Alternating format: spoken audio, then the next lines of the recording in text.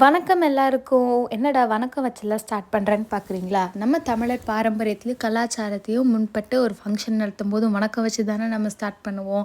அப்படி ஒரு ஃபங்க்ஷன் அப்போனது தான் ரஞ்சித் அண்ணா அண்ட் பத்மா அக்காவோட பொண்ணுக்கு பேர் வச்ச ஃபங்க்ஷன்.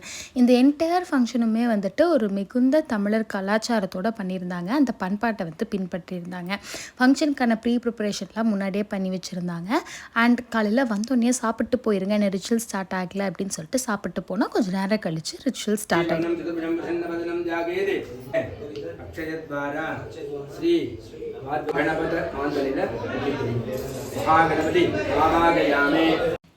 இந்த பேர் வைக்கிற விழா முழுக்க முழுக்க தமிழர் பாரம்பரியத்தில் பண்ணனால ஓமம் வளர்த்தி பூஜை பண்ணி தீட்டு கழித்து அந்த மாதிரி நிறைய விஷயங்கள் பண்ணியிருந்தாங்க. சும்மா பேர் வச்சோம் அப்படின்னு இல்லாமல் இந்த பாரம்பரியத்தில் வைக்கும் போது எனக்கவே ஒன்று பார்க்கும் போதும் அவ்வளோ அழகாக இருந்துச்சு. ஜென்ரலாகவே ரஞ்சித்தனை ரொம்ப ஜோவியலான டைப்பு. பழனி ஆண்டி அவங்க வீட்டில் எல்லாருமே வந்துட்டு ஜாலியாக சிரித்து பேசுவாங்கன்னு வச்சுக்கோங்களேன். அப்படி ஒரு ஃபேமிலி தான். செல்வி ஆண்டி, பழனி ஆண்டி இவங்கெல்லாம் நம்மகிட்ட நெய்பர்ஸு. இவங்க பேசிக்கான ரிச்சுவல்ஸ் முடிச்சோடனே பாப்பாவை தூக்கிட்டு வந்தாங்க. அப்புறம் அந்த 3 தடவை சுற்றுறது அந்த மாதிரி நிறையா பண்ணும்போது பார்க்கவே ஒவ்வொன்றுமே அழகாக இருந்துச்சு. ஏதோ ஒரு ஃபங்க்ஷனுக்கு போயிருக்கோம் அப்படின்னு தோணாமல் நம்ம வீட்டு ஃபங்க்ஷன் மாதிரி தோண வச்சாங்க. மாந்தலையில் தண்ணி தெளித்து அந்த தீட்டு கழிக்கிறது அந்த மாதிரிலாம் பார்க்கும்போது இவ்வளோலாம் நம்ம பாரம்பரியத்தில் இருக்கா அப்படின்றது தெரிஞ்சுக்கக்கூடிய விஷயமாகவும் இருந்துச்சு. எனக்கு இது ஒரு ஃபர்ஸ்ட் எக்ஸ்பீரியன்ஸு. பொதுவாக பேர் வைக்கிற விழானா நமக்கு முதல்ல மனசில் வர்றது குழந்தை காதில் அம்மா, அப்பா, பாட்டி, தாத்தா, உறவினர்கள்னு சொல்லி எல்லாரும் இந்த 3 தடவை பேரை காதில் ஓதுவாங்க அப்படின்றது மட்டும்தான் எனக்குலாம் ஃபஸ்ட்டு எடுத்தோன்னே தோணும். ஆனால் அவங்க பாரம்பரியத்தை முன்னிட்டு அரிசியில் பேர் எழுதுனாங்க. அது பார்க்கவே ரொம்ப ரசிக்கக்கூடியதாக இருந்துச்சு. நம்ம கலாச்சாரத்தில் வாழை இலை இல்லைன்னா அரிசியில் பேர் எழுதுவாங்க.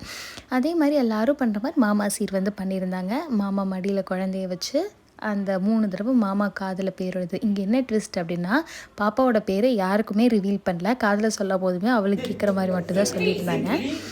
கடைசியில் பார்த்தா இப்படி சொல்லும் போது கேட்டுச்சே அப்படின்னு சொல்லிட்டு எல்லோரும் சிரித்து பேசிகிட்டு இருந்தாங்க. ஜென்ரலாகவே இவங்க ஃபேமிலி ரொம்ப ஜோவியலான ஃபேமிலினால ஒரு சிரிப்பும் உணர்வுகள் கலந்த ஒரு இதாக இருந்துச்சு.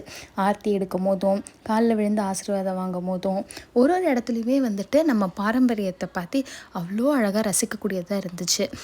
இவங்க கடைசியில் ஒரு சர்ப்ரைஸு கூட வச்சுருந்தாங்க குட்டி பாப்பா அண்ணாவும் அக்காவும். அது என்ன அப்படின்னு சொல்லிட்டு நான் கடைசியில் காமிக்கிறேன். பாப்பா பேரும் கடைசியில் ரிவீல் பண்ணுறேன்.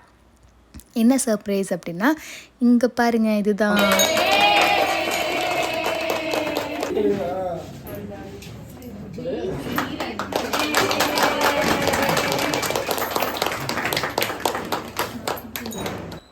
குட்டியோட பேரை அவள் போர்ட்ரேட்டில் அழகாக ரிவீல் பண்ணுறத இவங்க சர்ப்ரைஸாக இருந்துச்சு. பாப்பா பேர் சித்தி பிராஞ்சித் அப்படின்னு வச்சுருந்தாங்க. தாத்தா பாட்டி அழகாக கிராடலில், அதாவது தொட்டிலில் போடுறது ரொம்ப பார்க்கவே அழகாக இருந்துச்சு. மொத்தத்தில் இந்த மொத்த ஃபங்க்ஷனுமே உணர்வு கலந்ததாக இருந்துச்சு.